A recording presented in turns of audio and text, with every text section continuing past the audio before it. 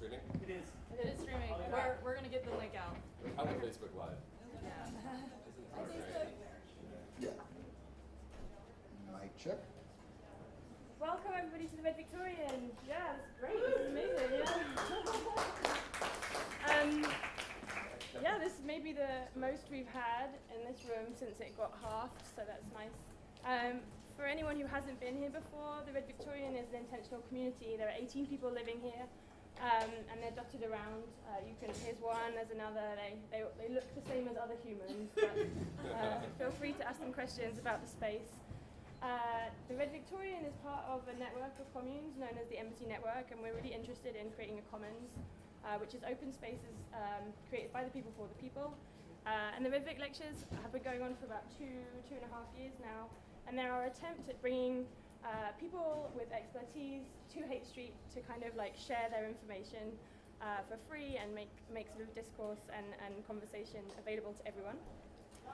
So louder. What? Louder? Okay. So the Red Vic Infrastructures lectures have been going for about 6 months. So this is a sub-series of lectures specifically about the ways in which the world is structured that is maybe less visible or harder for us to see, but is also sort of controlling the way we operate. And so we've had some on transport and shipping. We've got one coming up on energy. We had one on internet connectivity. And I'm still looking for speakers, so if anybody wants to come and speak or has a topic on anything, it doesn't have to be infrastructures. We do a lot of science and philosophy stuff too. Yeah. Oh, yeah, EJ wants to speak. Okay.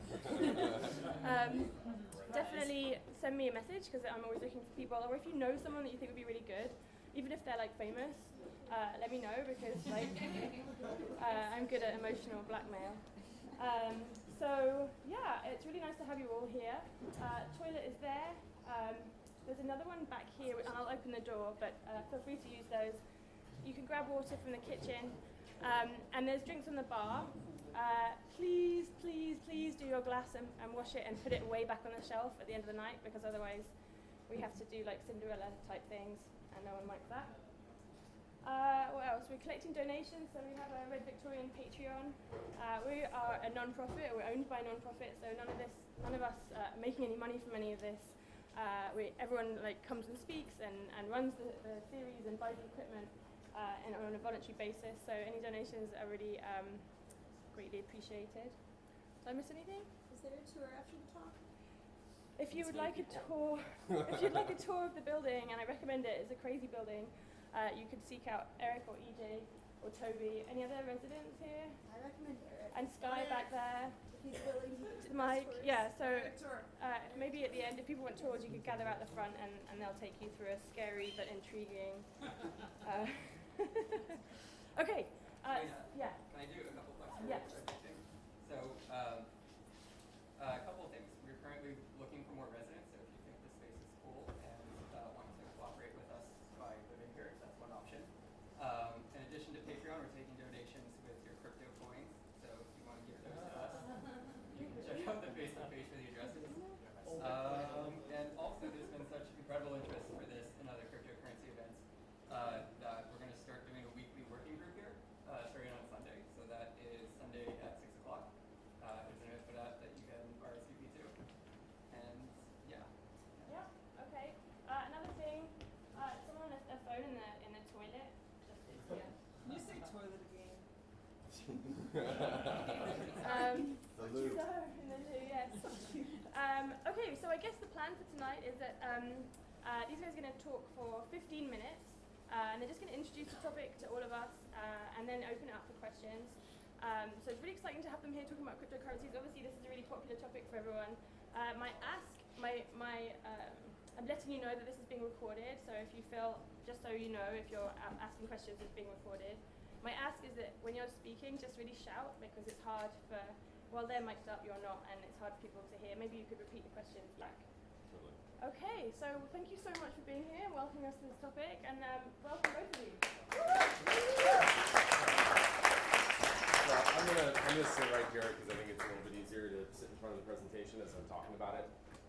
Thank you, Zarina and the Red Victorian, for hosting us. So I think cryptocurrency is just like a very strange thing that's happening in our world right now. and there are a lot of forces and themes that I think are on some level difficult to digest, and on another level very intuitive. And so I think I want to, from a high level, just sort of like set a framework on what cryptocurrency is, and then we can talk about some of the narratives that are going on in cryptocurrency right now. So who are we? I'm Josh, that's Kevin. We are working on a hedge fund that we call Crypto Lotus. So in the interest of full disclosure, we are planning to run a hedge fund, and we are planning to focus on cryptocurrency. And so if you this is not financial advice, we'll get to that slide in a second. Anyways, we're product and economics nerds. We like to think about how people use tools and how those tools impact the world and the way in which those tools change things. And I think we spend an inordinate amount of time thinking about that kind of stuff. We are also what I would describe as cultural anthropologists. And by that I mean that we're sort of like people that are at the periphery in a lot of situations, observing what's happening and trying to just sort of understand and make sense of what's happening from the way that people behave in those contexts. So what is a cryptocurrency? So at one point there was a planet called Krypton that blew up, and there were a lot of pieces of Krypton that flew to Earth, and that is what provides the intrinsic value that is behind cryptocurrency. So I'm just kidding. Cryptocurrency can be like really weird and hard to understand, but there are some basic things behind it. So here's the planet Krypton blowing up, and that's the intrinsic asset. So, let me back up and read this because I think that's important. This is not financial advice. We are not your lawyers. We're not your accountants. We're not your paid financial advisors. We're not certified in any way. This is not financial advice. Invest at your own peril. Okay, so what is crypto? And I think that it, at its most basic level, is a way to prove that the check is in the mail. And when you think about what most financial institutions do today, that is the majority of what financial institutions in the world provide. And I'll get into that in a second. So how, with a general ledger, the essential trade-off that cryptocurrencies make that is different than all other financial products is that they have a public ledger. And the fact that there is a public ledger enables you to say, look at the public ledger, I sent you the money, which you can't actually do with any bank or any other financial institution that exists today. There just isn't a way to prove a transaction. And it's that same weird feeling like when you call your bank and they make your wire transfer go faster. Like, how does that happen? How is it that you can call a human being and make a technical process go faster? That seems to be very strange. And so cryptocurrency just says, like, the answer to that problem is a lack of anonymity. And this is the kind of innovation that seems really obvious in retrospect. Am I like hit or missingly mic'd here? Yeah, I mean, we could just cut the mic. I think we're loud enough. Can everybody hear? We can yell louder. Louder. Cool. Yeah, so this is the kind of innovation that seems really obvious in retrospect. Like, of course we can know whether the money is sent or not if all of the transactions are public and everyone is recording and knowing that information in real time. But until 2009, no one ever tried this. And all of this information was always kept a secret. And so now we're trying to do it publicly, and this turns out to open up a large amount of new economic value to humans. So we're just kind of in the beginning ages of experimenting with what happens when you can make all financial transactions public. Yeah, so what is a general ledger? And people have thought about this in a distributed systems context using two different problems called the prisoner's dilemma and the Byzantine general problem. I'm going to give you a super basic interpretation of the Byzantine general problem so you can have some understanding, but this is not the totality of the problem. I'm not an expert on distributed systems, etc. So there are two generals on opposite sides of a big mountain, and General 1 is going to attack General 2 if General 2 does not agree not to attack General 1. And so the way that you would typically do this is that you would send someone over to General 2 and pray to God that General 2 did not kill him or her, or did not destroy the message or detain them, etc., and you got the message back. And that's the way that most financial systems work today. But the solution to this problem, according to cryptocurrency, is let's just put a message board on top of the mountain, and now everybody can just see what's happening. Like, you can put a message, I can put a message, we can just respond to that, and we use the internet for that. So that is the essential thing that makes cryptocurrency valuable. That's it. So what do financial companies do today? They are what we call a trusted third party. You know how when you wire money to people, you have to do all these weird verification steps? That's because banks, rightfully so, don't trust you. because there's so much fraud. And the reasons that there's fraud is because transactions are not what we call atomic. That means that there's a period of time when you're moving money to someone else where the money is in multiple places or not in any place. And if you've ever had a wire transaction get lost, which I have, it takes like 4 weeks to go find the money, which is just like, sorry, what year is this? Like, how's that a thing? But that is the reality of the world today. And cryptocurrency just says, just publish a goddamn transaction. Like, that's all you have to do, and then we don't have this whole trusted third-party problem. I don't have to send people my income records. I don't need to go and prove that I have an amount of money to send a wire. I don't have to do any of that because it's all just public. So crypto reduces the need for trusted third parties. And with any disruption of that sort of nature, you subsume a portion of the value, but not the entirety of the value. So if you imagine the global financial system, you will not have a one-to-one replacement with crypto. Crypto, if it is successful, will subsume a portion of that actual number, but what percentage that is hard to predict at this point. So what are the practical implications of crypto? I think there's 3 things. I would just find them as disruption, speed, and governance. So in terms of disruption, I think the primary thing is that if crypto is successful, transaction volume will necessarily increase over time. Then there's the second order question of, if transaction volume increases, does the underlying asset increase in value? And there are narratives in both directions that are persuasive, so I don't actually know what the answer is to that question. The third thing is that it may replace, if it is successful, some portion of what financial institutions do today. The next thing is speed. And so crypto, if successful, will allow fast transactions. When you send a wire transfer to a place, it takes 3 to 7 days. That is how long the SWIFT protocol takes to send money. If your banker really trusts you, and all the banks that are intermediating, you might be able to do it in 24 hours. But if you want a wire in less than a day, you better be a giant hedge fund, and you better have personal relationships with all the bankers touching your money, which is just not practical. I also want to be able to send money to people quickly. I'd like to be able to send people money in 10 seconds. Even Bitcoin is not 10 seconds at this point because the blockchain is too long, and there are just a number of reasons why it's slow. But it's like $3 and 15 minutes to send money, which is a hell of a lot different than your SWIFT fee, which is like $30, and you're 3 to 7 days of time. If it's successful, you'll also have provable transactions in financial systems, which means that there's never this oh, I sent you the check. It's like, here's the link, I sent the transaction, unlock my account. That is like a solved problem. And then, if crypto is successful, the cost of transactions will remain cheaper than traditional protocols. They won't necessarily be cheap, but they'll be cheaper than SWIFT or other protocols that move money today. So the third thing is governance. So it's not as though there isn't governance and monetary policy in crypto. It's just handled slightly differently than it is in traditional institutions.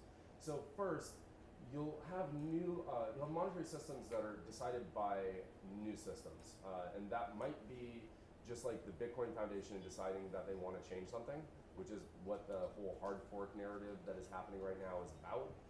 It could be that some of the currencies have a governance policy where the people who own the majority of the currency get to decide the future of the currency. That's also a potential narrative for governance.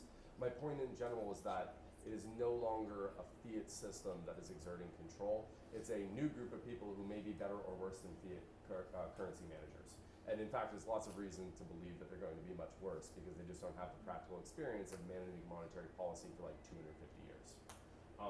It may represent a break from old tradition, but it might also just cement the way that things have been done over time. It's entirely possible that JP Morgan will come to dominate Zcash or Bitcoin or something like that. Those are still possibilities because the market's small enough that if a big institutional player wanted to come in, they could probably dominate the market in a pretty reasonable way right now. That doesn't seem to be happening because big institutions are rationally scared of volatile markets. Finally, there will be new leaders, and that might be just somebody who has a ton of mining rigs that have been operating since 2009 and just owns a bunch of the currency. And it might be just some nerd who comes up with a better protocol who decides that he or she is going to be the governing person in charge of how that currency's monetary policy is exerted. But there will be new leaders, and it's a question of who those leaders are, what they look like, and how they will govern. So I think when I think about this, there are also existential threats that don't necessarily exist at the same scale in traditional monetary systems for reasons that will become obvious. So the first one is a crypto failure. If people can hijack transactions on Ethereum or Bitcoin or any of these tokens, they instantly become valueless. And that is an existential threat. Right now, I think that the bug bounties on these tokens and coins make it so that those threats seem less obvious or less likely to happen. But there's still entirely a possibility. And every day that the transaction volume goes up, that becomes a bigger target that is something that is more valuable to hackers over time. And it also takes a malicious actor to want to hack Bitcoin in such a way and not try and fix the bug, because then you're just destroying all of the economic value and not managing to take any of it for yourself. Right. So it takes like a little bit of want to chaos to try and hack the protocol and then destroy it, instead of hacking the protocol and then trying to sell your security consultancy later. Yeah. So there are people who just want to watch the world burn. They do exist. And that is like the existential crypto threat to these currencies. The second one is regulatory failure. It's possible that the government just decides, like, this sucks. We would like to exert control through fiat currency. We don't like other people exerting control on monetary policy. So you know what? They're all banned. And that could happen basically any day.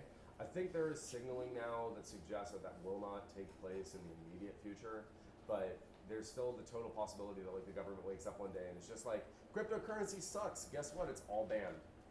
And historically, about once a year, Bitcoin crashes whenever there's a news story that China has banned Bitcoin. Yeah. Pretty much on clockwork. And China's banned Bitcoin. Just kidding. And There was a market. every time that happened, China has not actually banned Bitcoin. Yeah, no. Maybe But- next time they will. Yeah, so in the unvolatile markets, the ability to exert control over the market is mostly dependent on your ability to propagate information or exert amounts of currency as a like positive or negative force on the market, which I can talk about in more detail as we go. So in summary, crypto lets you move money quickly and provably. Crypto is short-term rational and potentially long-term rational. It may or may not be, but it appears that there are some positive long-term rational narratives. Could you elaborate on that point? Because you just introduced these terms, Oh, rational and irrational. Yeah. So what I mean is that over the long term, it's pretty obvious that if things continue the way they're going, that the crypto volume and the crypto transaction volume will increase over time. And traditionally, that's been correlated with the price of the asset increasing. And so it seems that if the transaction volume increases over time, institutional investment will come in and that will stabilize the market, because institutional investors tend to be less quick to panic than retail investors.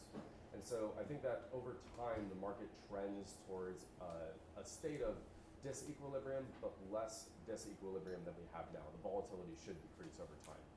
And so right now there are days when the market dips 50%, and it's just like, wow, for 10 seconds all my limit orders got triggered. And that doesn't happen in mature markets, at least at the same rate. And so institutional investors get spooked by that, rightfully so. But over time, as the transaction volume increases, it trends towards more stability and also less returns, because the volatility is taken out of the market.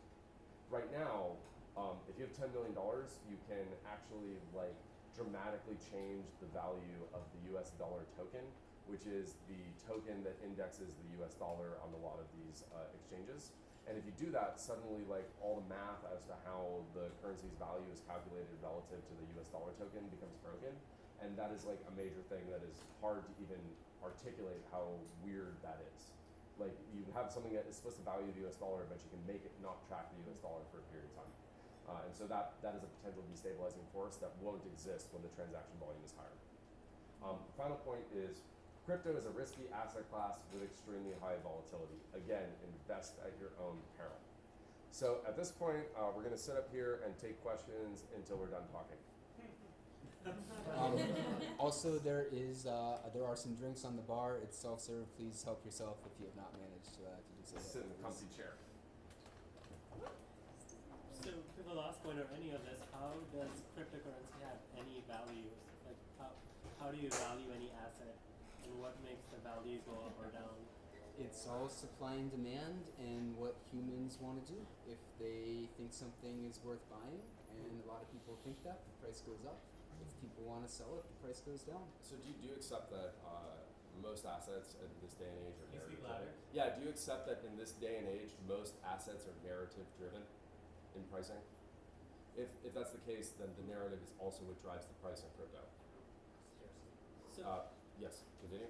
just to clarify, so there's different kinds of currencies like Bitcoin, which seems like it has a limited supply based on the mining, but then there's other ones that sounds like Ripple that is generated by the people who created it, and there's no Ripple limit. is a very strange example in that Ripple is a database that has convinced many, many people that it's actually a blockchain.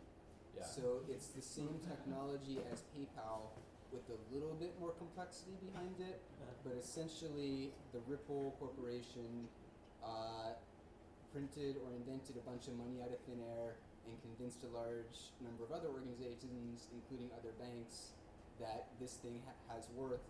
And in many ways it does, because a database is an improvement upon the SWIFT protocol. Yeah. So Yeah. banks really can save money by using Ripple instead of what they're doing now, but it's not actually the innovation that makes this ecosystem something worthwhile. Yeah. What about like Litecoin or Ethereum? Those are very different things. So, I don't want to give financial advice. I think that the narratives for Ethereum are potentially more interesting than the narratives for Litecoin. I think the difference there is mostly governance related. I think that Mostly what? governance related. The monetary policy that is exerted on top of that currency is the difference between those things. And I think that there were different choices that were made at the beginnings of those currencies that caused them to have different advantages or disadvantages over time. Can you talk about one? Can you elaborate? Yeah. Yeah, so Ethereum has smart contracts built in. The thing a smart contract lets you do is basically say, when this amount of money lands at this address, then this action happens. And that is a greater amount of complexity than Bitcoin, but it allows you to do things like ICOs, which is initial crypto offering where you like sell a new currency. It allows you to do that as a primitive of the coin, as opposed to having to write a bunch of software on top of that then manages that. So you can prove that you've like put a contract into place publicly, as opposed to like other systems where contracts are basically like, yeah, the lawyer says it's legit. And so if you can publicly evaluate a contract, that seems to be valuable. And by the time that you were able to write a 1,000,000-line program on the Ethereum protocol, you could start to do things like program things that have all of the complexity of a Delaware C Corp. Yeah. But for right now, programmers seem to be really, really afraid of actually writing and implementing these smart contracts. Yeah. I believe the longest one running right now is under 10,000 lines of code, which is getting somewhere, but is still like a relatively small computer program in the scheme of things. So what does that actually mean? You can implement like if this amount of money goes to this place, this thing happens. It sends a ping to a server, it releases funds, like whatever you want to do in relation to this contract filling up with Ethereum, then you can trigger that. And so that has value. Or react to external Sorry, data what's the sources. question? Is that contract also distributed? Like how secure is it? I mean, the contract is Where public. does it It's a public ledger. You can just read the contract publicly. Is it like on GitHub? It's on the Ethereum blockchain, which is basically just like a written record that this contract was created. So you can just like, here's a web address. It is a link to that block in the blockchain, and you just read the contract. Yes. And it's actually published to the Ethereum blockchain as binary or as compiled source code, which is kind of annoying compared to it being on there as the human readable source code. But you can- mostly the source code is public anyways. Yeah, people will make viewers at some point. Yes. I think, I mean, maybe everyone here already knows, but could you just briefly talk about the difference between the blockchain and a normal database? Because if you just say, well, the contract is public because it's on a sign on a mountaintop, Yeah. someone can go up there and erase the sign tonight. Yeah, Change so it. the basic thing about the blockchain is that like in order to write a transaction to the blockchain, you need a quorum from people who are all writers or masters on the blockchain. And what that means is that like over 50% of people in the network have said, yes, we recognize that this is a transaction. and then the transaction gets recorded. So it's very hard to erase a transaction when over 50% of the people whose job it is to write transactions have agreed that it happened. And so it's a public ledger where you need quorum in order to write to it. Is that a good enough answer? And to break the Bitcoin blockchain, to defy it and put information on it that's not true, you need to commit 50% of the computational network of Bitcoin, which at this point would be more computational resources than any single supercomputer in the world. It's just a more That we know computational of. power. It's, I mean, it's only possible the NSA is like a giant supercomputer, but like It is possible. Or the other way to break it would require you to crack a hashing algorithm in such a way that probabilistically would take more data than could ever be encoded on all of the atoms in the universe. And if you want to play around with that idea in a way you can viscerally click on, there's a fun website, directory.io, that lists all of the Bitcoin private keys in order. And if you'd like to, you can just click through and keep clicking on them. And if you get really, really, really lucky, maybe you'll click on one that has some Bitcoins. But in practice, clicking on these links on this website is the same computational problem as just running these hashing collision algorithms more efficiently, and it's still going to take more time than we have until the heat death of the universe before we find any Bitcoins. yes. You mentioned about $3 transaction fee. Who's receiving the actual $3?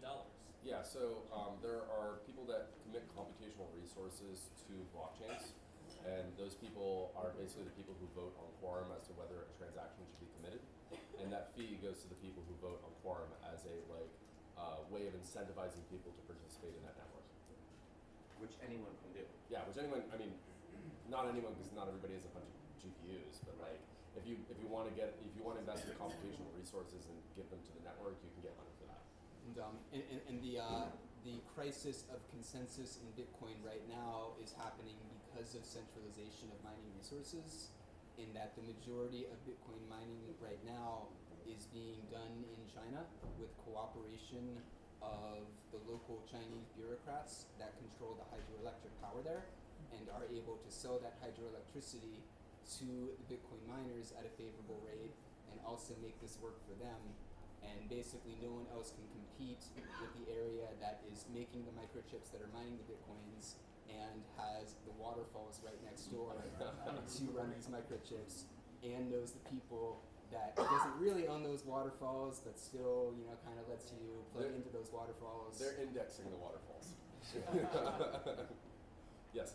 What's the second killer app that you guys have seen besides ICOs on Ethereum? Killer app. ICOs are bad from my perspective. Yeah. I think that it's really weird to me when the companies invest in blockchain technology but don't own any cryptocurrency, which is the thing that I've seen over and over again. It's like, we don't trust the underlying asset, but the technology that backs up that underlying asset is really interesting to us, which seems to really miss the point a lot. So I think that my thought process is that over the near term, it seems as though currencies will likely dominate the returns in the market, and over the far term, applications on top of those currencies will dominate the returns. But as far as when that change happens, it's very hard for me to give you any prediction as to when that will happen. I don't, maybe it's just me, but I don't understand if this blockchain is written in some code that I, as a regular human being, can't read. How is that a huge improvement? Or because I can call my bank and now translate the bank process and speak. That's because for you trust your bank. Does your person who you're sending money to trust your bank? presumably. No. I mean, you're sending someone money. You're sending money to a factory in Shenzhen, who I a see. person who's never talked to Wells Fargo before. I And you're like, oh, Wells Fargo, they're super awesome. I've had a relationship with them for 15 years, and they're just like, okay, the money's not in my account. Moving on. Hang up the phone. Versus, here's a link. Click the link. You can see the money's there. But Send you're me my saying that parts. you can't see them because it's written in binary code and it You- needs there an are viewers. application to. Yeah, I mean, you can go to websites like EtherScan or other websites I like see. that. So those are things that Yeah. can read it for me. There are abstractions that let you read the blockchain. Okay. Yes. Anyway. So let's say Apple and Google create their own currency. Yeah.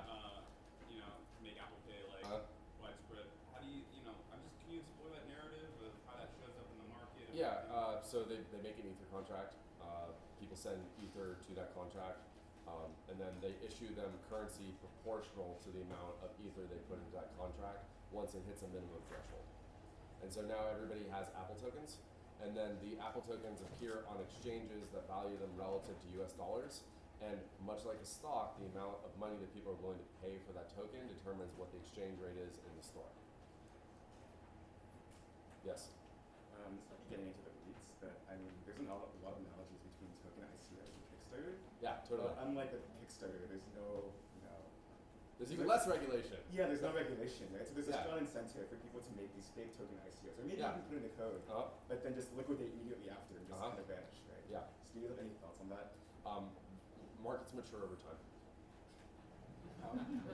We are definitely in the Wild West right now, and I think every industry insider is expecting the SEC to issue guidelines, not any day now, but Sometime. within the year. I would be surprised if it's not in the year, but it's totally possible. Like, I imagine that as more money comes into the market and more people have the opportunity to get hurt in the market, the government wants to ensure that people don't riot because riots are bad. And if like tons of money goes out of the market, people will riot. And so I think that, like in every market, when there are market collapses, regulators step in to ensure that that doesn't happen again. That's every stock crash basically ever. And so when you have a new immature market with not high transaction volumes, I think there's only like somewhere around $4 billion a day running through the crypto markets. And if you compare that to Forex, that's 6 trillion a day, it's a tiny market. And so there are many people to be protected now, but the number of people that are going to need protection will increase over time. So I imagine that like after a few more blowups, there will be more regulations. But like, it's hard for me to imagine how that would actually take place, because there's no infrastructure in place for tracking these things. What do you mean? There's a blockchain. Well, there's a blockchain. Yeah. Do you not think that the IRS is going to audit the blockchain over time? There you have. Yeah, but I mean, they're going to continue and get better tools, right? Like that's how that's going to work. Isn't it beautiful to have a system where all the transactions are public? You can just like say, oh, your tax bill is this amount. Here's your like 100 transactions that we pulled that are tied to your wallet. Yeah, just be very careful because 5 years from now, the IRS is going to do an AI audit of the blockchain. And be like, well, by the way, do you still have those bitcoins that are worth millions of dollars now? You owe us $1 million. Yeah. So just pay your taxes now. Just pay your taxes. So is that the reason that you don't think they'll ban cryptocurrencies because they have a market in that? Yeah, I mean, so cryptocurrencies do this interesting thing where they take money that would otherwise not be tracked and they make it trackable. And that's a really nice thing if you're like a revenue service or a taxation department. Like you have all this cash where it's like, wow, that would have been a cash transaction that we have no insight into, and now it's like, wow, that's a monetary transaction that you can just track. And so I think the reason that if you're awake and a regulator over time, you wouldn't ban it because it's just going to lead to more tax revenue for the government. Then what if they put it into something like Zcash? That depends. So without getting too nuanced, the anonymity of Zcash, which is supposedly an anonymous cryptocurrency, is dependent on the key setup. And if the key setup is not done properly, the transactions are not private or anonymous. And so I think over time, it will be harder and harder to set up key transactions of that nature if the regulation comes in. And so I trust in the way that the Zcash keys were set up, but with how the infrastructure is in place right now, it's actually very difficult to buy Zcash with anything other than Bitcoin. Yeah. So once you have Zcash, you can do anonymous transactions, but in order to acquire some Zcash, you probably need to buy some Bitcoins first, and getting anonymous Bitcoins is much harder than it used to be. Yeah. I mean, they're always pseudo-anonymous at this point. Yeah. Yes. So in Europe in April last year, because all the countries in Europe wanted to tax every single transaction coming from Bitcoin, it went to court, and the judge decided that as soon as you tax, the transaction becomes a product and no more currency. So he decided that Bitcoin would have the status of an actual currency. Mm-hmm. In the U.S., it's Is that considered good property. news? The U.S. hasn't done that. The U.S. considers it property for taxation purposes. So it's subject to long-term and short-term capital gains tax. So if you hold your crypto for a year, you should pay. I'm not giving you tax advice. I'm not doing your taxes for you. Just to be really clear.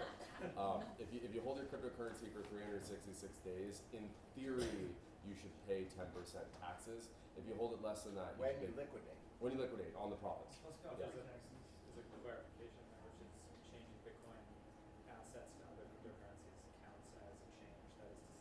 It counts as a transaction. Somewhere and not touch it. That's right. And then it's not trade Bitcoin or something else. Yeah, there's no like for like right now. So It's it's not not taxed taxable. USD, it's Bitcoin to anything. So, what do you think this is going to do for society besides make speculators and rich people more rich? Almost nothing. I mean, you can send money faster. Like, I don't know what actual difference that makes. You can like do sketchy transactions without carrying around large sums of money, but that's really about it. I don't actually have a lot of opinion that like this is going to fundamentally change society. I mean, you know, like if you want to fundamentally change society, you overthrow a government, and that's like not really an option in this day and age. So why should we give a it shit suggests about that Why should you give a shit about it? Because there's a profit motive. That's I think the only reason that I personally care about it at this point.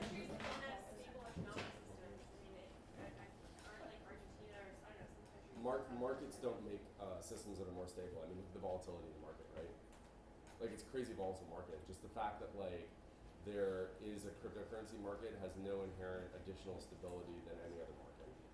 I do think that if there's a shift in the resources of society from the people that are the oligarchs today to the people that were early speculators on cryptocurrency, that I don't think that we will do a worse job than our current patriarchy. But perhaps that's just narcissism speaking, and we will be able to mess it up in some horrible new way. But it's not even necessarily like there's no necessary thing that will have different leadership than what we have now. Because again, the transaction volume is like $4 billion a day. When the transaction volume is like hundreds of billions of dollars a day in crypto, if that day comes, that will be dominated by large old institutions. And so I don't actually see very much difference between the monetary world that we have now and the end state of the crypto monetary world. In fact, Why would the old institutions be interested in using bitcoins? Because it's like gold, right? Like they're not interested in sending you gold and make money from it. They want to send you like financial products. because there are you can do a derivatives market on top of cryptocurrency. You can use cryptocurrency to index assets. I mean, it's just like another way of moving money around. So they're interested in it because there's a tension of money there. Jolly? We've got a question Sure, on the okay. couch. Oh. Hang on, sorry. I'm just aware that, like, yeah, there's a question from the couch and then EJ. Okay, thank you. Thank you. What's the difference between proof of work and proof of stake? Proof of work is computation, proof of stake is ownership. So proof of work is basically like, I'm donating all these servers and getting paid some transaction fee for processing transactions. And proof of stake is, I own a ton of this currency. And so those are different narratives that are both reasonable but different. And that's one of the main criticisms of Bitcoin, is that the way it does proof of work is hilariously unsustainable in terms of how much energy is wasted doing this. Yeah. Though it's a little better because it really isn't coal that's being burned to do this, but Chinese hydroelectric power. But it still is a pretty large waste of energy compared to proof of ownership, compared to proof of hydroelectricity. But proof of work security has been pretty well tested, just in so much as the blockchain has been going since 2009, and that model hasn't failed, where proof of stake has not yet successfully been done at a very large scale. But this is the year when some very big attempts at doing proof of stake at a large scale are being launched, and we're expecting large amounts of money to go through these. And if they do work, hopefully we can start moving away from burning energy to do this and just have it sustain itself. There's obviously like a different set of problems with ownership versus computation. The ownership society looks, I think, a lot more like traditional monetary policy, and the work one is slightly different. But they're both really anchored by like who has the most money to spend trying to like move this currency in some direction, who wants to exert policy on it. One is the perspective of like I own a bunch of servers that are banging out hashes, and the other one is I just own a bunch of the currency. And so obviously the latter is much less energy intensive, and so I think I agree with your narrative that should dominate long term if the market is rational, which we've already decided it is not short term. So that's my sort of gist on that. Do you want to answer questions? Yeah, we've got EJ, Jolly, and then we've got Anna. The moment is past. The moment is past. Sure. So I'm wondering, what do you think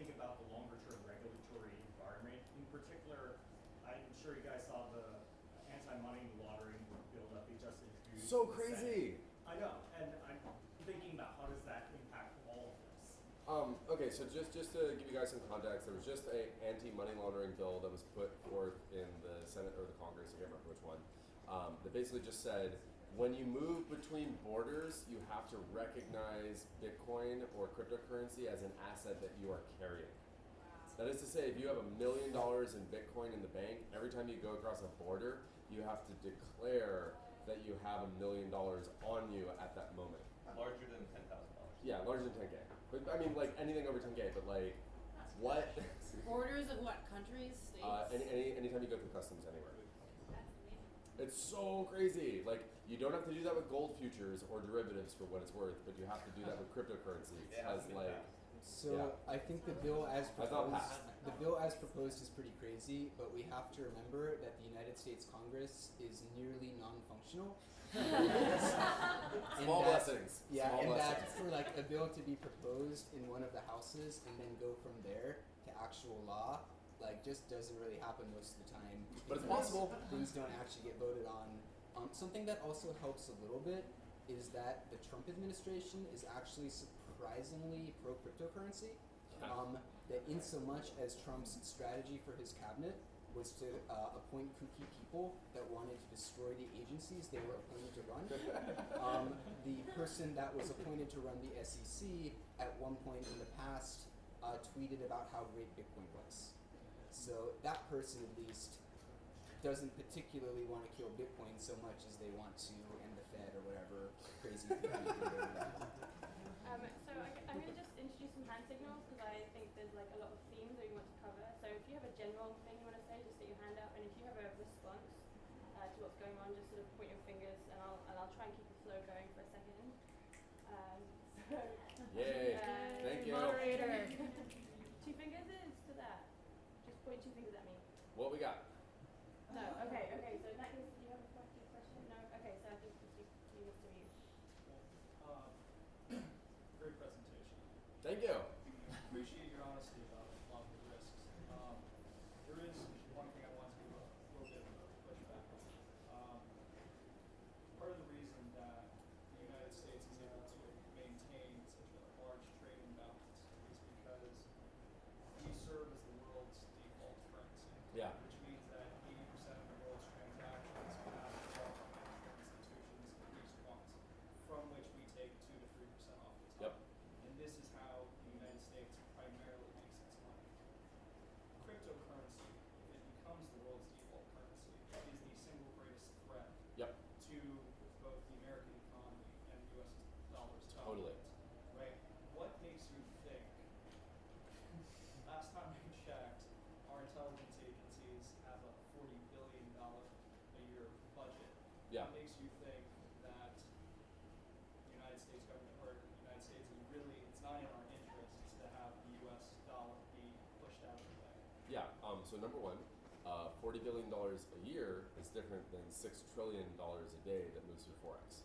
Yes. And that those are like categorically different numbers, right? So the Forex market is so many orders of magnitude larger than the intelligence apparatus that I think it's hard for me to have a version of this where the intelligence apparatus destabilizes markets of that scale.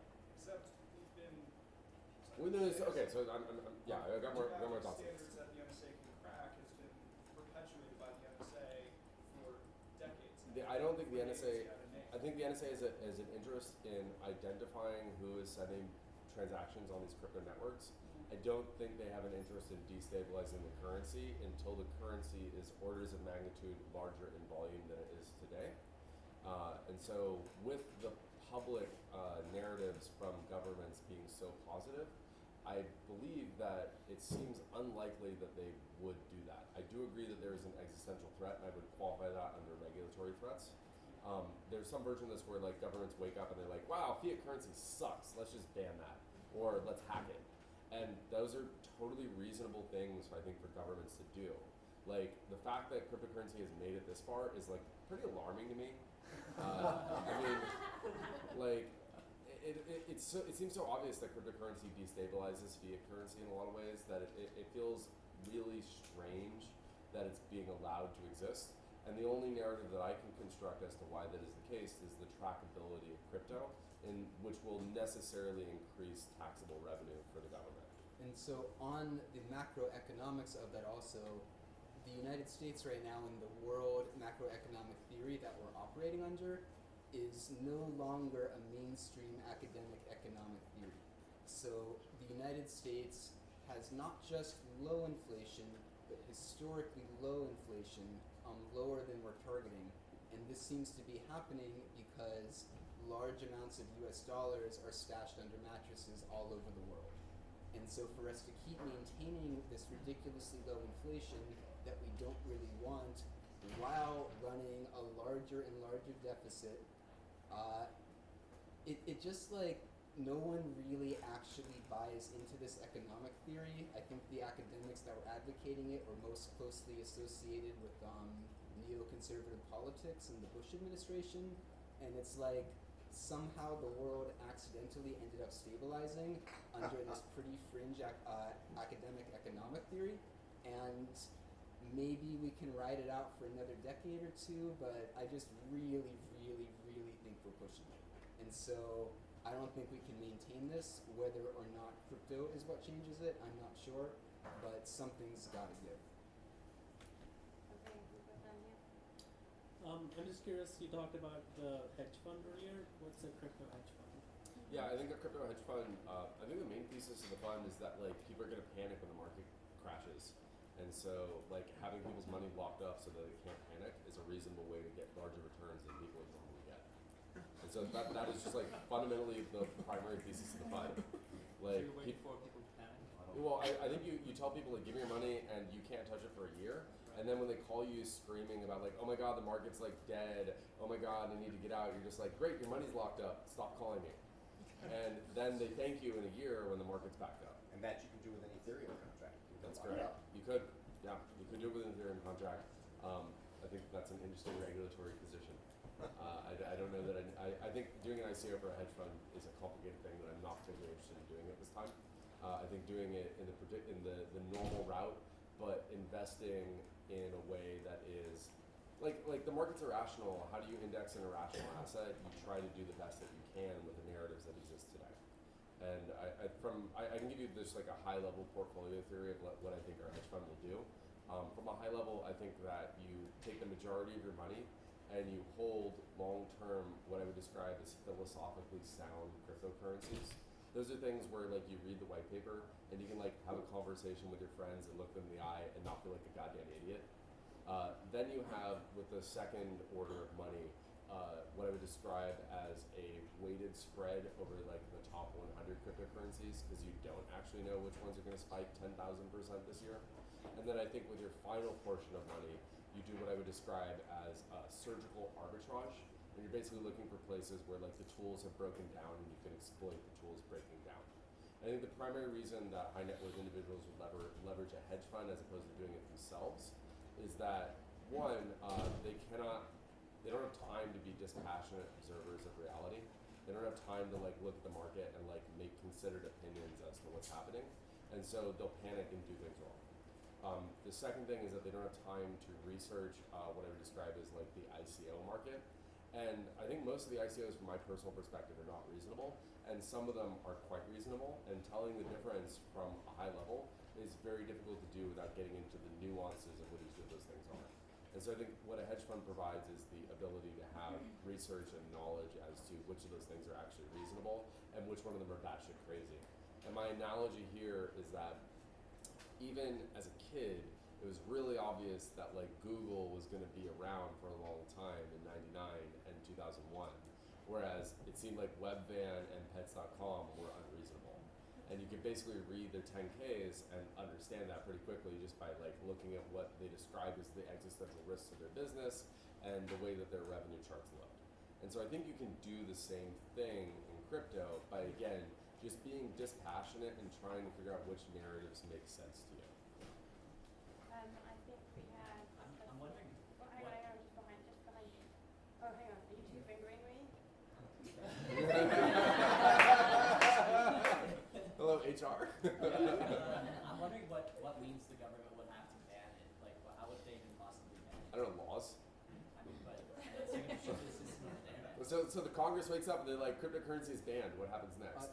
India just banned cash, right? Yeah. So the Yeah. states still have the ability to. They also that's- legalized Bitcoin. Yeah, they also just legalized Bitcoin. They banned cash and legalized Bitcoin in the same week. What? Like, that's a thing that just happened. Sorry.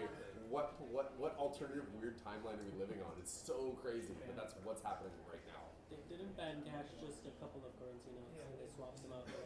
Sure, but I guess what I'm saying is that they exerted monetary policy where some of the things that were physical assets or physical currencies are banned, and things that are digital currencies were allowed. And so that looks like a narrative where the positive thing that happened was related to digital currencies, and the negative thing that happened was related to physical currencies. And so that feels like almost a government endorsement of those things, although I wouldn't put it quite that explicitly. Okay, we've got one here, one here, one here. Michael, someone, if you turn off the projector, it's like burning out my eye hole. Button, projector, button, there's a power button at the top. Yeah. Good answer. Given the relatively low volume of crypto markets, is there anything that prevents individuals that move into the market, like say No. a hedge fund with No. a lot of money, No. to manipulate the There's market? nothing that stops people from manipulating the hell out of the market right now. And with Nothing. proof of stake, that's even worse. Right. So insider trading is like not going to get better. It's going to get worse until they pass laws, and that is just what's going to happen. So if you feel like participating in a market where everyone is manipulating everything all the time, that's what crypto is. Yeah, it is actively and intentionally manipulated continuously. Yeah. And if you don't see that as you're attempting to trade, You're just will blind. get Yeah. crushed. Like if you don't notice that the market is being crazy manipulated all the time, you just get annihilated. But at a certain point, you just sort of like see the manipulation, and you're just like, oh, well, that's what's happening today. Like this random wallet is like really bullish on Ethereum today for some reason, and so that's going to move the market because they've got like 150,000 Ethereum. And we do expect that the SEC has to issue guidelines at some point saying that, oh, by the way, in the way that you're not allowed to insider trade on stocks, you're also not allowed to insider trade on Bitcoin. But is no insider trading on currency right now. So whoever has the most money in the market is going to be able to sway. I would say that traditionally in markets, people with the most money dominate the returns. Can you talk a bit more about the differences between fiat and crypto in the sense that fiat is typically liquid enough that it can be used in a vast variety of situations. That's a function of transaction volume. Right, but also exchanges and so on. But those are all just functions of transaction volume. Right, well, at the moment we're not in that situation. Yeah. It's it's liquid within its own system, but it's not with respect to buying goods, except stuff in the dark web, I guess. Yeah, so the question is about liquidity in relation to cryptocurrency, and I think the number of vendors that accept cryptocurrency over time will increase. I think the amount of transactions that are flowing on the network over time will increase. This is all hypothetical and just like my opinions. As the number of transaction volumes increase, the number of services and ancillary things that are provided to people dealing with cryptocurrency will also necessarily increase. So I think that if you want to make an analogy between fiat and cryptocurrency, fiat currency is an index of the violent capabilities of the state, and cryptocurrency is an index of people's narratives with respect to cryptocurrency. And the one is at a mature state, so the market has people that don't panic as much, and the other is in a young state, so there are lots of people who panic. And then Bitcoin as designed is also a deflationary currency with an eventually fixed supply that some people have compared to the gold standard. Some libertarians have a kind of nostalgic thing like, wasn't everything great when we were on the gold standard? Whether or not that's true, the future or a future where Bitcoin is a dominant thing in the world doesn't actually mean we're going back to the old economic theory of the gold standard, because the whole ecosystem and the derivatives that can be instantiated on this computational system let you actually make an economic and monetary policy of arbitrarity complexity, even if there are only 21 million Bitcoins. Yeah, I mean, so, like, monetary policy is a thing where, like, occasionally the government just decides, like, we would like there to be more money in circulation. This is what we call quantitative easing in the United States. And I think the version of quantitative easing that you're seeing in the Bitcoin world right now is called the hard fork. And the hard fork basically is taking us from 20 million Bitcoins in circulation to 100 million Bitcoins in circulation. And you might also call that a 5-to-1 stock split. And so I think the difference between those terms is basically just semantic. There's a monetary organization that is deciding to split a asset 5 times, and whether that value decreases by 5x or stays the same is narrative driven. And so I think that you will see monetary policy exerted by the organizations which control these currencies. It will have different names, but it looks eerily similar to the way that we exert monetary policy on assets today. I guess my original point was one thing is pretty much pure speculation that's driving the value at the moment. It's narrative driven. Right. Yeah, I mean, as most assets are. My belief behind the bubble that we're in right now, compared to the previous 4 or 5 Bitcoin bubbles, is that this is the one where institutional money is finally moving in. Yeah. So previously it was speculation from small retail investors, and now larger institutions are finally getting that fear of missing out and piling in all together and all at once. Yeah, but it's also like not the largest institutions, because again, the Forex market is $6 trillion a day. And so at $4 to $5 trillion a day in the market, big institutions actually can't even begin to put their money to work, because if you put $100 million into the market, it can potentially critically destabilize the market. So there needs to be more transaction volume in the market before the big institutions can come play, which is part of the narrative that Bitcoin will be worth more money, or cryptocurrency will be worth more money over time. Now, whether transaction volume is coupled to asset price is anyone's guess, but historically in the cryptocurrency market and in traditional markets, for what it's worth, that is the case. I have a counterpoint to something you said very early. Yes. And it was early on in your lecture. It'll take a minute. It might seem old-fashioned, but I just realized it sitting here. I did 2 financial transactions last week, and they kind of counter what you just said. So I had to send somebody $20,000, and I went into my credit union, and they happened to have an account at a completely different credit union. Yeah. Now, credit unions, as a whole, all of them together are big. They're about as big as any of the big banks. And I was able to send this money instantly at no fee. I transferred this money while I was sitting there at the teller. $20,000 was transferred from my credit union to a different credit union to a different account, no fee. That same day, hold on a second, that same day, I did the Bitcoin thing, and it took 8 hours. So this idea that there's one is fast and one is slow and one is cheap and one is not, it's not here yet. Yeah, it's not purely true. So here's what I would say. To your first point, a federated ledger is not the same as a public ledger.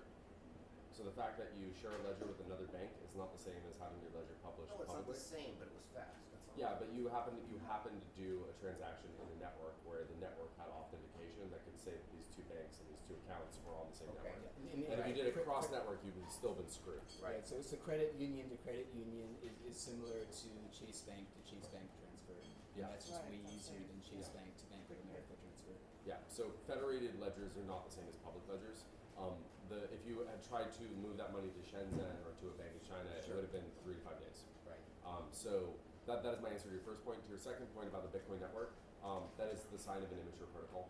Over time, the protocol will become more mature and more investment comes in. Yeah, and next time Google for Bitcoin transaction fee before you send one, and check in real time how much you need to pay to actually get a 10-minute Bitcoin transaction. Yeah, because you pay more money, you can get a faster transaction. But especially if you have an old version I of was the sending wallet. it to myself. It didn't matter that much. It was No, I understand. I guess my point is that if you have a desire to have a faster transaction because you're doing an ARB or something like that, arbitrage or something like that, then you can pay for that. Thanks. Oh, sorry, Zorana. Do you think there is a fundamental ideology that drives the corpus of everybody involved in cryptocurrency more than anything else, be it political, personal financial gain? It's hard for me to attribute what drives other people. It's sort of like asking what is the thing that drives people's purpose in the world. You could say that we're a capitalist religion, and that's part of the thing that is driving that. You could also say that people are very hungry for new governance systems. You could also say that. I think from my perspective, what will over time dominate the narrative in that market is the profit motive, as it does in every market. So if people that were behind Bitcoin early may have had a particular political ideology, as any system grows, everything regresses to the mean. So no matter what people may have believed at one point, as more and more people are doing it, everything just gets more average. That's right. And just a quick follow-up. Do you Yeah. think that smart contracts or ICOs might have the potential to bake in a different set of rules that can sort of prove themselves against the profit motive? I don't think that financial systems will ever become decoupled from profit motives. I see no reason as to why that would be the case. It seems as though financial systems are designed to profit. And if you start saying, well, the financial system is designed to govern, I would say that that is the political system. And when you conflate the two, that's when you start making irrational decisions. One of the earliest altcoins that came out was called Freecoin, and it implemented a libertarian socialist monetary policy, which basically deducts your money when you don't spend it. I think that coin does it at around 2% a year, and it is basically the least valued of any altcoin right now. Totally reasonable. Which almost suggests that maybe it'll go up because it's so valueless right now. But like people actually did try and implement this particular monetary policy, and no one bought it because it's irrational. You just watch your money go What's away. the name of it? It's FREI coin. Frankly. I've got 2 fingers from Toby and 2 fingers from EJ, and mine's really fast. Okay, you do it fast. That's 2 fingers. So. Are you manipulating the market right now? No, I mean, I wish I could. That'd be really cool. I just don't have enough money to do that. Yeah, I mean, it would be really cool to be able to manipulate a financial market because I haven't done that in my life before. I like novel experiences.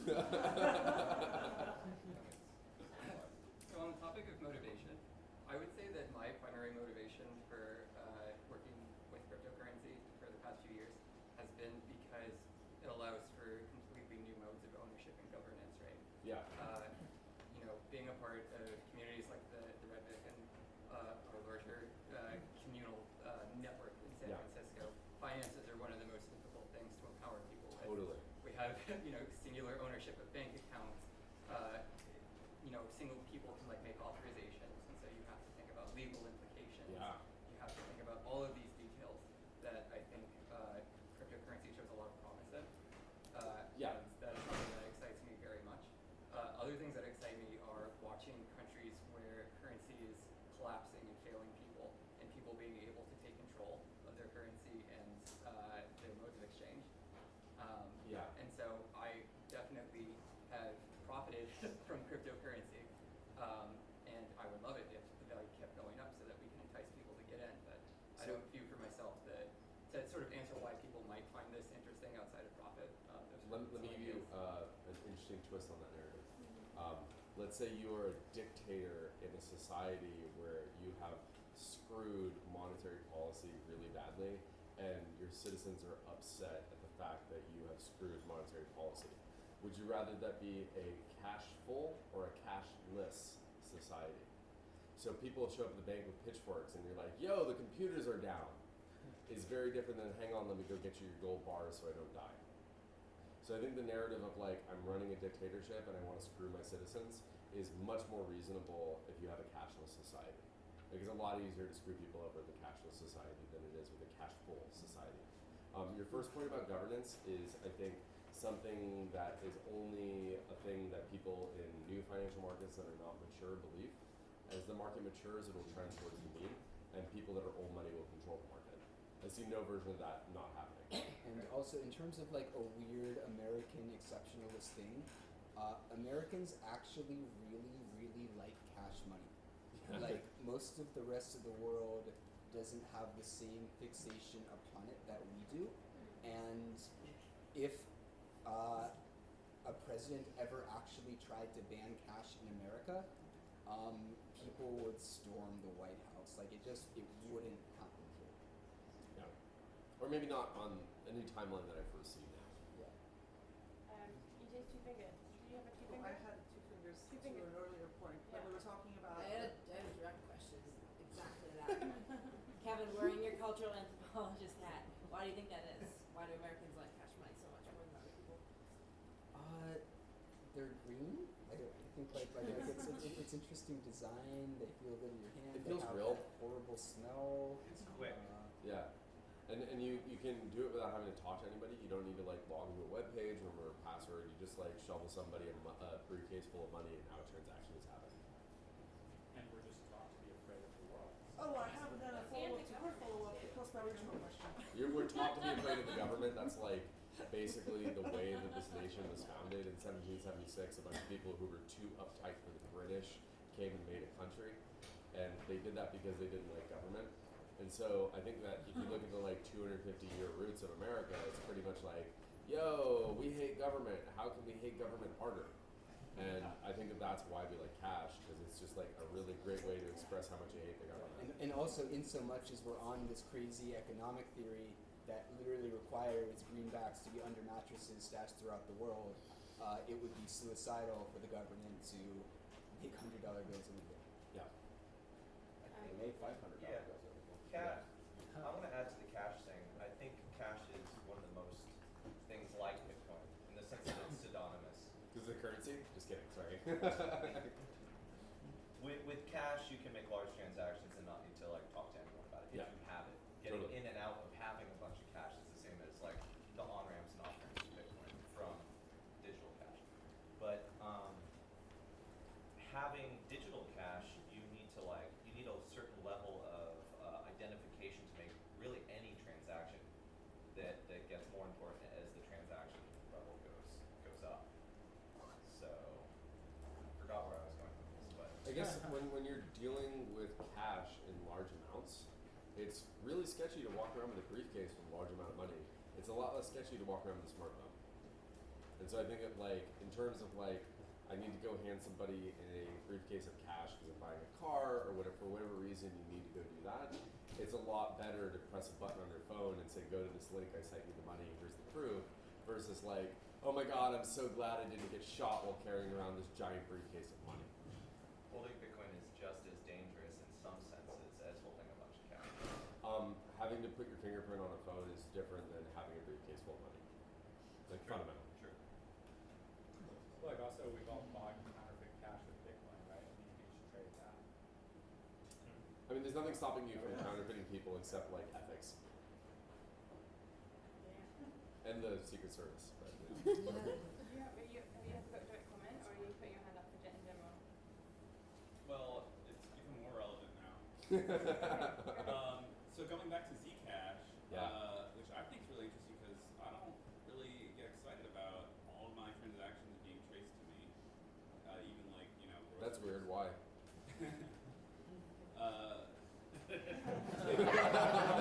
It's a marketing dream. It's Why don't you want the government being able to track all your transactions? That's really weird. yeah. So like Zcash is really interesting to me. Kevin, you said that that's not actually, it's not necessarily able to deliver on its promise. Do you believe the setup keys are actually being set up properly? If you do, then it's totally reasonable. If they're not, then it's not. And I think that over time becomes less reasonable. Like that, the narrative of like there are 4 people in the world who wrote this algorithm who have access to the key setup, and we can point guns at their head and get them to give us the keys. Becomes like much more reasonable the more the currency is worth. Yeah, and so with Zcash, I think it was 9 distributed key holders in the trusted setup. I think that's right. And so you need to trust that these 9 key holders had these keys signed together and then all destroyed their keys and won't give them up when there's a gun to their temple. Which well, I think is and hard. also weren't compromised in their process of doing this initial creation. But I would suggest that if you're curious about Zcash, you read about the creation process, you read some of the blog posts that the individual key holders wrote while they were doing their weird cross-country road trips for the sake of it while holding these keys, just to be extra dramatic. And right, it's so unreasonable. But I think that ultimately it did work, even if it was a little weird. And if you can buy into that, Zcash should actually work, notwithstanding that buying Zcash anonymously is hard anyways. Okay, I think, do you have a question? No? To Ben? Oh no, sorry, yeah, right, you and then Ben. You, yeah, and then Ben. What's your favorite platform to buy and sell Bitcoin through? Favorite platform is just like choosing which crazy person you allow to hold your money, right? Like, so if you're looking from a high level, there are two exchanges that have decided that like taking out an insurance policy is like a reasonable thing to do, and they're both backed by Lloyd's of London. Those are GDAX and Gemini. I actually found a third one. Oh, the third one.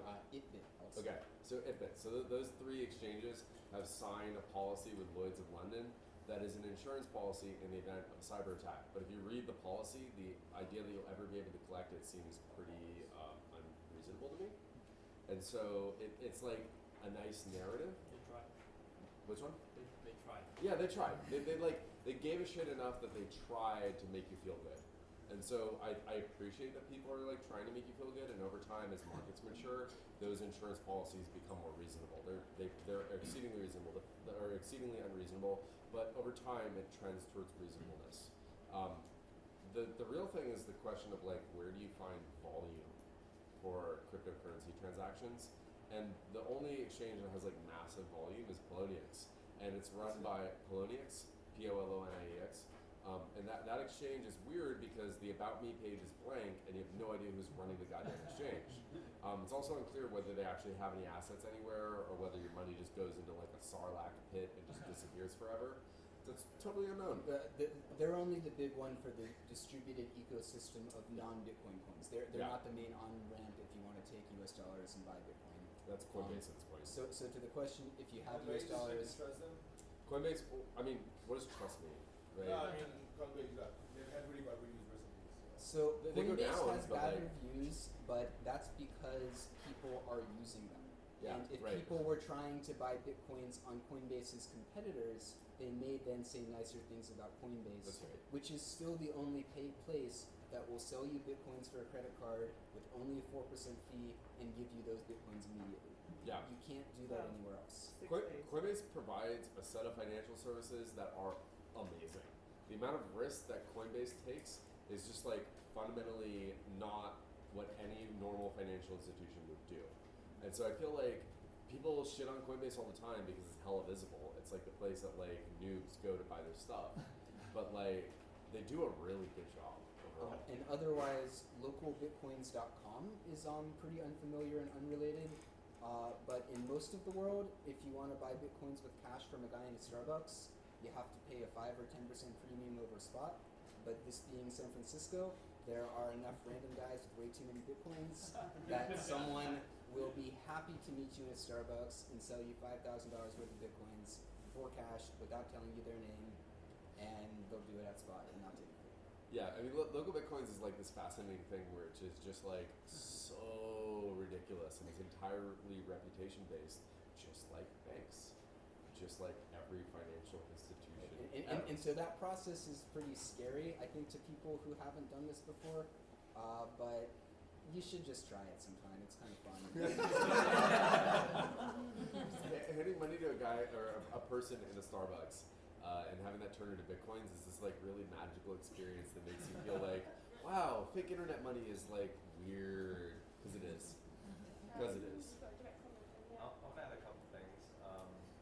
One to the local Bitcoins thing. It's another thing to, it's interesting to look at the activity on local Bitcoins for countries that are in current financial disruption or collapse. You'll see in like Venezuela and the other 10 places that are having the same sort of affliction, the transactions have kind of gone through the roof more than other countries. And I think local Bitcoin's spot price there is like 30% over spot. Like Bitcoins are very valuable in Venezuela right now because you can't buy food in a grocery store, but if your relative sends some dude Bitcoins, you get food delivered in an hour. And I want to say something else about Poloniex. I think there's a certain level of additional trades that happen because of the lowered amount of identity you need for that website. Yeah, totally. I definitely think that like the fact that they don't actually require you to identify anything to trade on the platform enables people who don't want their identity identified to trade on the platform. Right? Like that seems pretty intuitive. But then those people never get their money off of the platform. So like can you get your money out of Poloniex? I don't know. It's a really good question. $1,000 a day at a time. $1,000 a day at a time. Some people claim to have 25K ability to pull out. I've watched people just get roasted on there multiple times. And so the question of like, did Poloniex lose all their assets in a heist and is now just basically like churning fees to make up for their lost assets is a real question. And you have no idea because who the hell runs that website? You have no idea.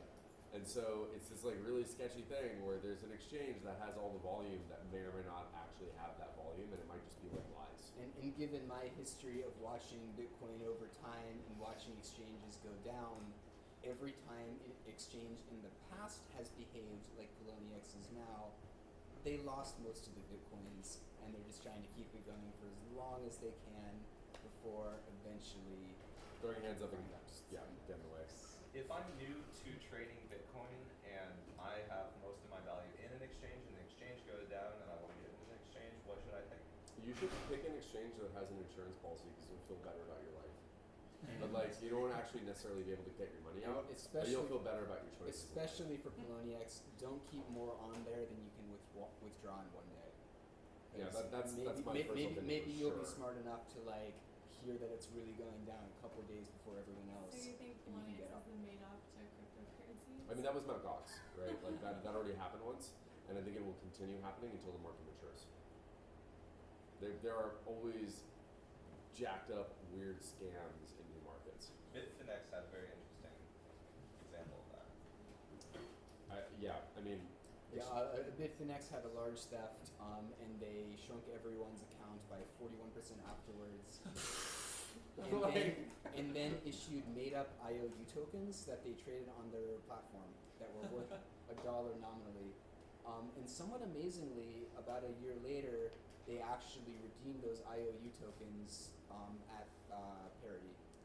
But I got my money off of Bitfinex at like 50 cents on the dollar and felt good that I was able to redeem those made-up IOUs for that at the time. yeah, I mean, this is what new financial markets look like. There's crazy shit happening, and that is why there are both outsized returns and outsized losses. Okay, I think we've got direct comment, and then I've got fairly Quincy, and then I'm going to open up the space for anyone who hasn't spoken yet. Just a quick note on Coinbase as an onboarding. If you use Coinbase, just like totally pay your taxes because like they got 15 million plus users and only 800 of them actually submitted capital gains. In The 2016. IRS is very interested in them right now.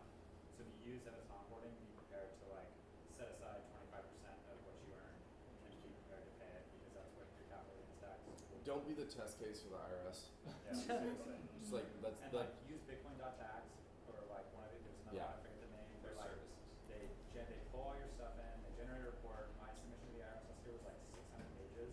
Yeah. I didn't even look at it. I just gave it to my accountant. I am not your tax advisor. This is Okay, not yeah. financial advice, etc. But like, don't be the test case for the IRS. That's good tax. I think we can probably give tax advice that says you should pay your taxes.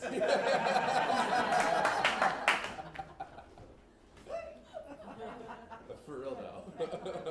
Yeah, so Josh, earlier you made a statement that it would be easier to basically screw people over in a cash society than a cashless society. Yeah. But we have lots of historical examples of governments screwing people over in a cash society Yeah. by printing money. Mm-hmm. In comparison, and if you have a few trusted, if you rely on trusted players to do with monetary exchange, then those could be corrupted. So the cryptocurrencies have the benefit of having essentially trustless, decentralized truth. So I agree that there are different corruption mechanisms on cryptocurrencies. I still think the degree of innovation a dictator that was clever could exert to to screw over their people with a crypto-based society compared to one where all they can do is print cash. I think a creative dictator would still be able to innovate new ways to oppress the people that we haven't even conceived of yet because we There's are still not innovation and oppression, guys. Like, God. Okay, Kizzy. I guess a two-part question. Do you know where most cryptocurrencies are getting developed? Is it in the Bay Area? So I think your question is about where the development is taking place as opposed to where they're issued. Is that correct?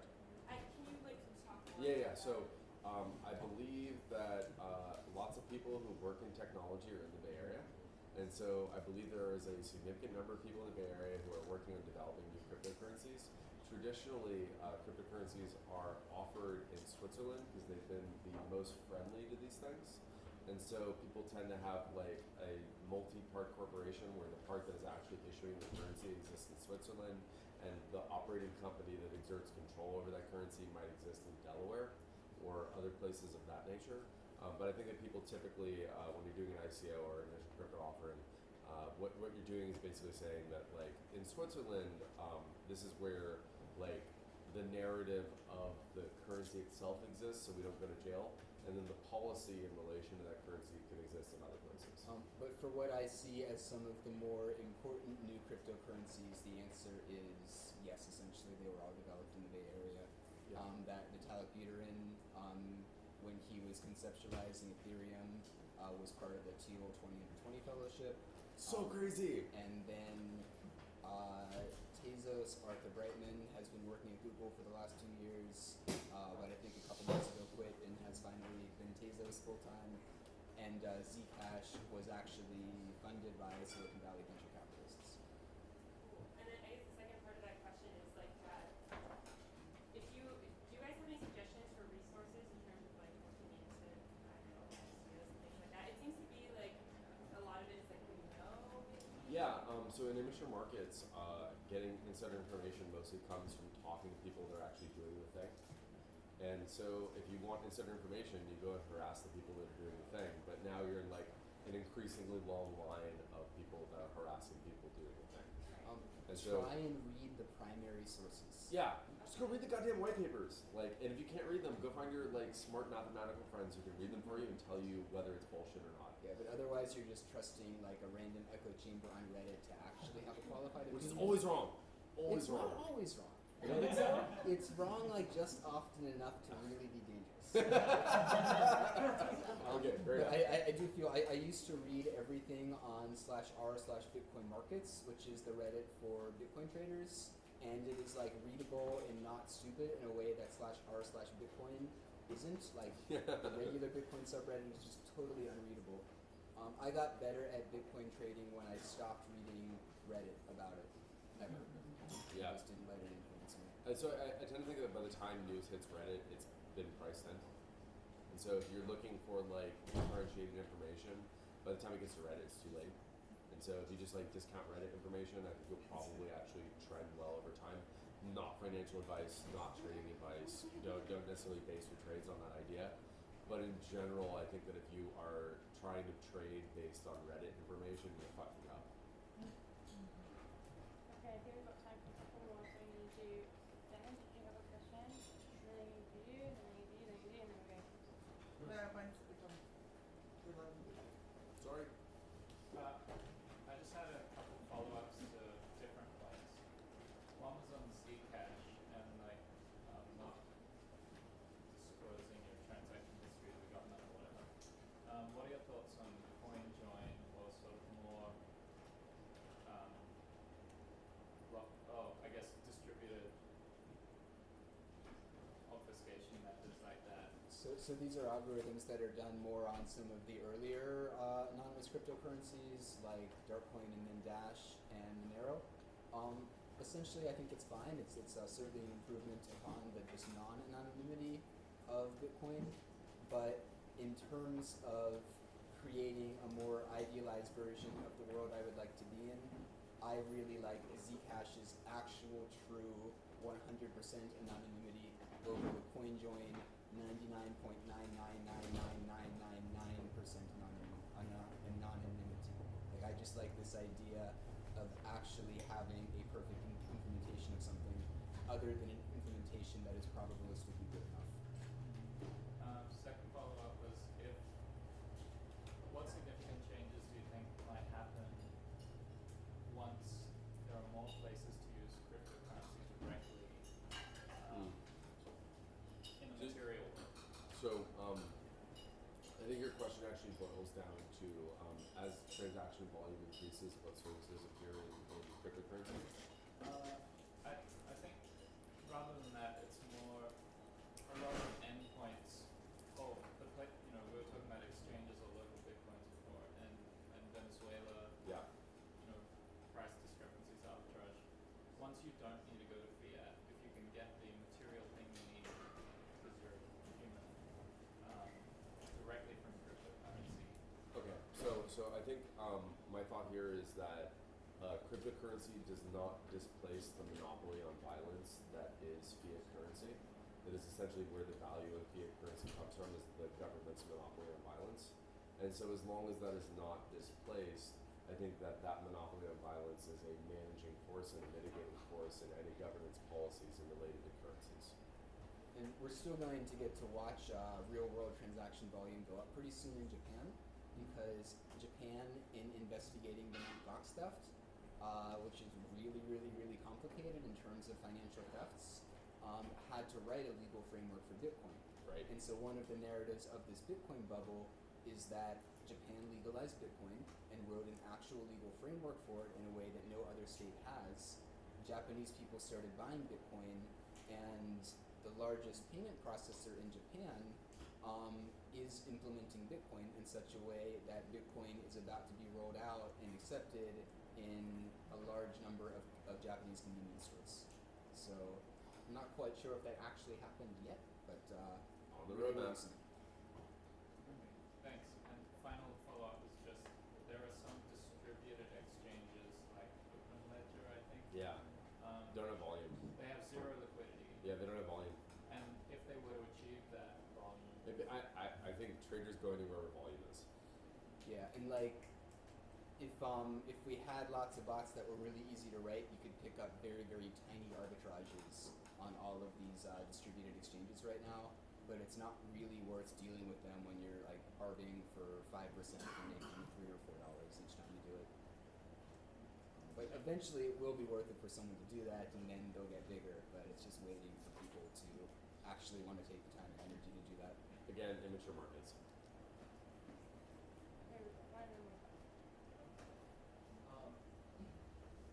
So, I presume part of the reason you're having this talk is not just because you're good-hearted people teaching us all about cryptocurrency, but because you also want us to invest in your hedge fund. So, what is your sort of investment thesis for your fund? Two, do you have any sort of predictive models on what factors are determinative when it comes to the value of different cryptocurrencies, which would include, for instance, the new Anti-Money Laundering Act, which would effectively kill cryptocurrency. So Not kill, I think we're not. It's a dampening factor. I think with where we're at in this starting a fund process is that we're not quite ready to have public conversations about what we're really trying to do with it. But if you are an accredited investor and would like to talk, Accredited and qualified. yeah, just email us and we're happy to talk about it. But there's just all of these weird legal things about actually talking about what you're doing with large amounts of institutional money, and we're still wrapping our head around what we're actually doing with that. Yeah, our general prognosis is that we are paying attention to the market in a way that other people appear not to be, and we'd like to leverage that fact. Beyond that, I think getting into specifics is dangerous in public. Just out of curiosity, have you noticed any links between rise and fall of cryptocurrencies related to regulation when it comes to anything, or market rates when it comes to transferring money overseas, or the reality of I don't have any numbers on this, but I would wager that the amount of transactions going through wire transfers are lower than they were 10 years ago. data on that at all, but I would imagine that like cryptocurrency is going to subsume a significant portion of the way that people send wire transfers today. And that probably is already taking effect, but I have no data on that whatsoever. So you're trying to, yeah, go ahead. Are there agencies right now that's trying to sort of validate, do some due diligence on some of these new ICOs, sort of like accredited agencies? Dear God, I wish there were. As far as I can tell right now, it's really the Wild West, and it is, the whole ICO thing is just like so mind-blowingly crazy that I don't have a good narrative as to why this is an okay thing that happened in the world. The best thing you have now is bloggers offering their opinions. Right. Yeah, it's not an if, it's a when this gets regulated, because people are going to get hurt, and that's just how that's going to go. And I think that it's not obvious whether this administration is actually interested in regulating ICOs, but if enough people get hurt, then they will. So another question is, since you guys are so much in love with this technology, so why haven't you thought of like doing an ICO yourself and also write rules to? Brother, we have thought about this. It's just like, do you want to open the Pandora's box? And I think right now, I don't personally feel good about doing an ICO for a hedge fund. I think that you could make some version of the narrative that there are people doing that right now, but it feels premature to be taking advantage of the market in that way. And so I think I'd like to watch a couple rounds of regulation go through and then do something of that nature. But I think right now you're just taking advantage of people's ignorance, and that doesn't feel good to me. Okay, we have a final question in the back, and then I just want anyone who has kind of been wanting to ask a question but maybe hasn't felt brave enough to do so. So what are the goods and services that are mainly involved with Bitcoin and Ethereum? Actual goods and services. Number one is contraband. Number two is transactions between people that are in different countries who don't have a banking relationship that is shared. It's not totally clear that there is more darknet market volume than moving money between countries. Yeah, I think a lot of it is actually just like people need to move money and remit money internationally, and that whole process sucks right now. And so solving that to a point where it doesn't suck is pretty cool. And I think Bitcoin gives people the ability to remit money. But I would imagine money remittance and contraband activity are like the number one and two things that cryptocurrencies are used for today. And contraband means drugs. You cannot buy murder on the internet, ever. It's always the FBI. Pro tip. Okay, any final shy people? Anybody going once? Yes, in the back. Okay. Speak loudly. You mentioned a lot about if crypto is successful, if you can do this, and if not, it's successful, it will be all over there. At the very least, if it just establishes itself as a store of value, do you think it will do anything better than what gold functions as in today's economy? Is it better to have Anything better than what functions? what gold does, even if it just Interesting. establishes itself as a store of value? Is it You ever tried to move gold? digital gold? Is like, You ever tried to move gold? have I ever tried to what? To move gold? So just imagine, like, do the mental construct of, like, I need to move gold from the US to Russia. So I've got, like, a pallet of gold bars, and I need to make sure that, like, I stop looking at those gold bars and they're still on the plane. Or why can't it be a derivative? Of You can move derivative, but then how do you know you actually own the gold bars?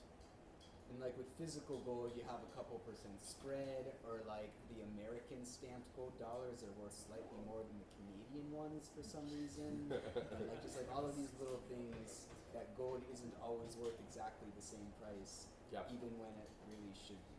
But if I want to move gold, and I want to move a pallet of gold, I have to pay costs that are like I've got to have trusted third parties out the wazoo.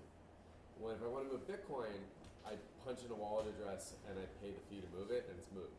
And so that is the reason why I think there is a more compelling narrative as to why, if fiat currency is getting devalued, people run to crypto. And already you can buy and hold a blockchain gold holding derivative that does verifiably hold that gold maybe in a better way than a gold holding ETF does. Which is so weird, but true. Yeah. Okay. Did Thomas just appeared? Okay. Okay. I just want to say, like, you guys maybe going to be hanging around for a minute. Yeah, we're like, gonna kick it. We're not going to kick anyone out, but I'm going to close off. I just want to say that it is a challenge to host talk on cryptocurrencies in a largely anti-capitalist space, and well done everybody. We did very well, and thank you so much, Joshua. Thank you.